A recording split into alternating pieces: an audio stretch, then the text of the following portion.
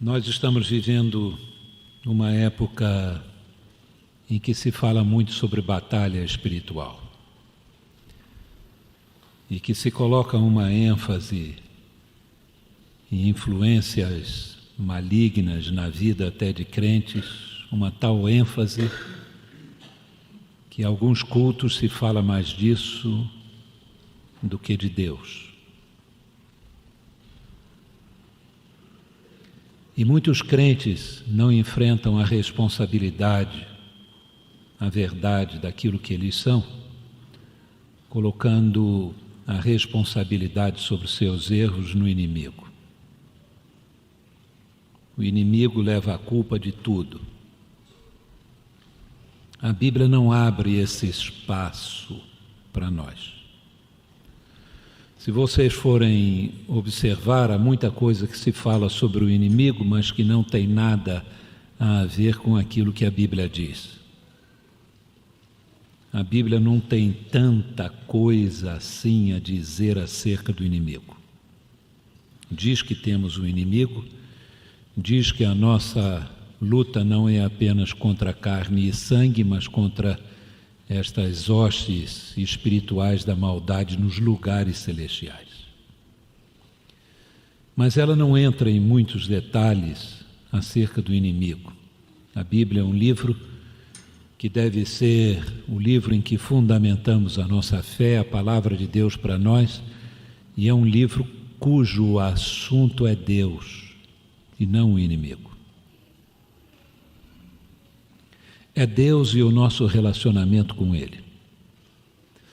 Quando Moody declarou: o maior inimigo que eu tenho sou eu mesmo, o que ele estava dizendo é que ele percebia nele, em alguns momentos, em algumas situações, falta de integridade. Em outras palavras, ele percebia em si mesmo incoerências.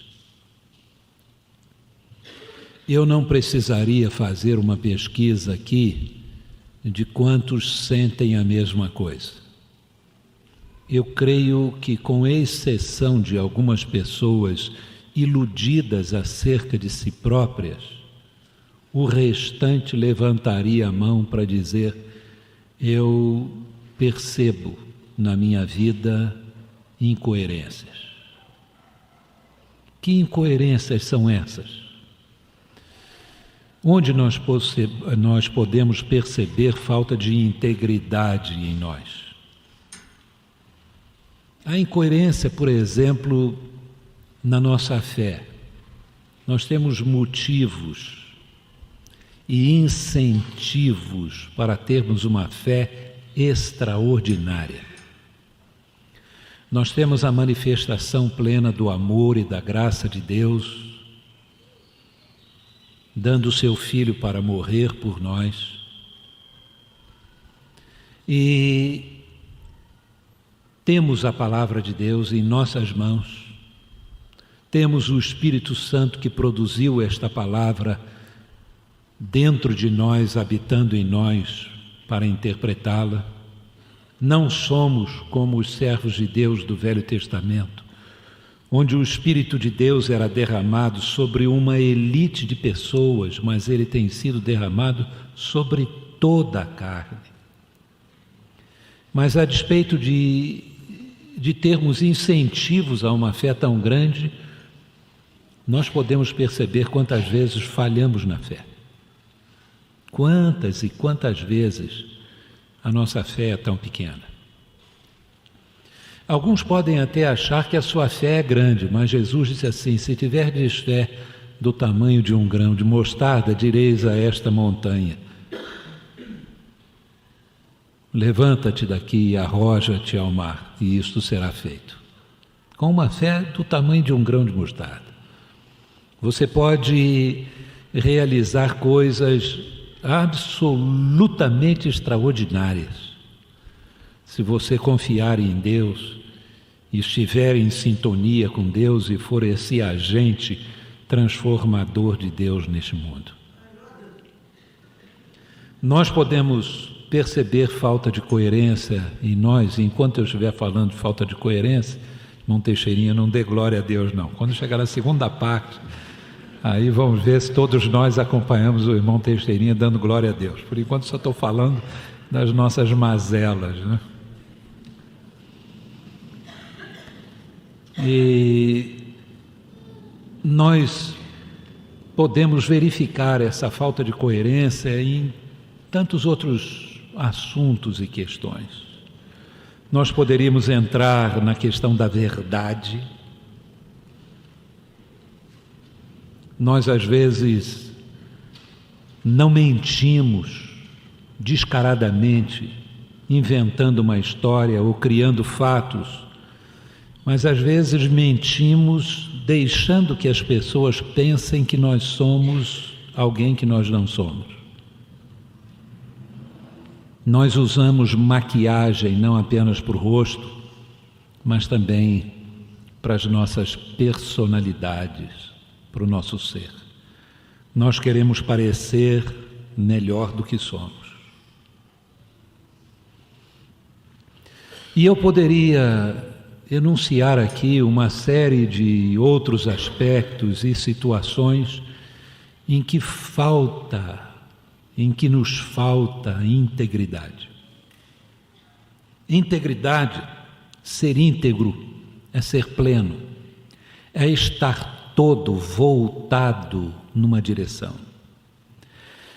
A falta de integridade implica em fraturas no nosso ser, em que, como se houvesse pequenos casos e diversos casos de esquizofrenia moral e espiritual, em que nós somos um tipo de pessoa a maior parte do tempo e de repente nos transformamos em outro tipo de gente.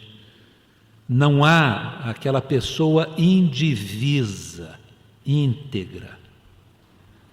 Há uma personalidade que se fraciona em diversos pedaços, que depois corremos atrás diante de Deus para juntar esses pedaços, porque esta falta de integridade mina as nossas energias e nos subtrai a própria alegria de viver. Eu gostaria que nós abríssemos as nossas Bíblias em Daniel capítulo 6. Daniel é um dos grandes exemplos na vida de integridade. É bem verdade que essa integridade de Daniel é uma integridade relativa.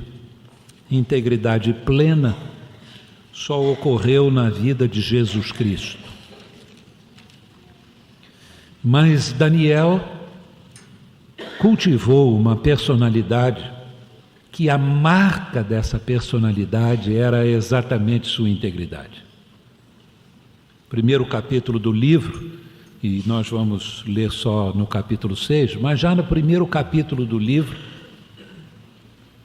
Daniel é levado cativo para a Babilônia, a sua vida virou de cabeça para baixo, os fundamentos de sua crença em grande medida foram abalados.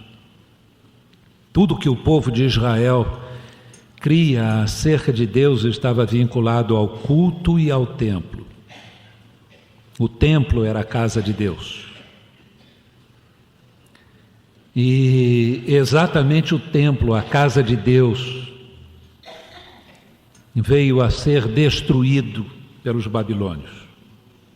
Deus não protegeu sua própria casa. É da época da destruição do templo, quando Daniel era jovem, que se perdeu a arca do concerto. Nunca mais foi recuperada. Aquilo que um judeu não podia encostar a mão e morria, incircuncisos carregaram aquela arca, sumiram com ela. É possível que a tenham destruído, aproveitado seu ouro, o que tinha nela de precioso do ponto de vista material, e toda essa situação deve ter abalado profundamente a Daniel, deve ter mexido com suas convicções.